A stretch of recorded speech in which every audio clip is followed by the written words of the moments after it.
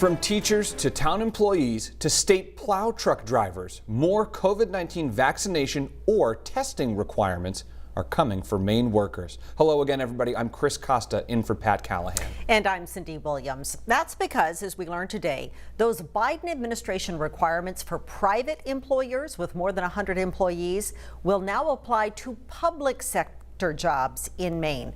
News Center Maine Sam Rogers joins us now to help break it down. Sam. Well, Cindy and Chris, this morning the U.S. Department of Labor announced the vaccination or testing requirements apply to public schools, local governments, and state departments with 100 or more employees. There are very few details available at the moment about the timeline or enforcement of this mandate, but what we do know is that concerns about people leaving the workforce now branches past healthcare settings.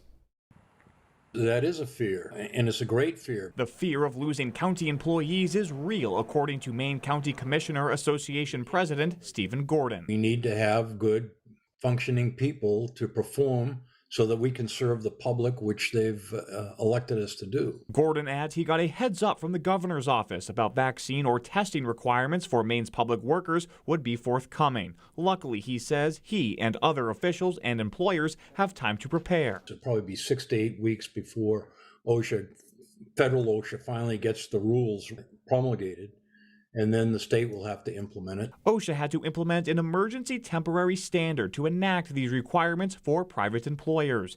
And it applies to public workers here in Maine as well because of a state plan voted into law by the Maine legislature in 2015. Maine and 25 other states follow their departments of labor as the enforcer of this mandate. Our people are being stretched. There's no question about it. Now, like healthcare facilities around Maine, time will tell if existing staffing shortages will be made worse. We're constantly going to be trying to find people, train them, and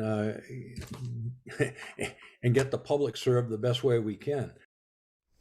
Now, a spokesperson for the Department of Administrative and Financial Services told us the department is still awaiting the final rule from OSHA. The spokesperson adds the department understands there are a lot of questions and unknowns at this time, but will be informing the public when it becomes available from the federal government. And Cindy and Chris, this is obviously very new and the details are limited, but once we get them, we will update you with the latest information when we have it online and on air. Chris?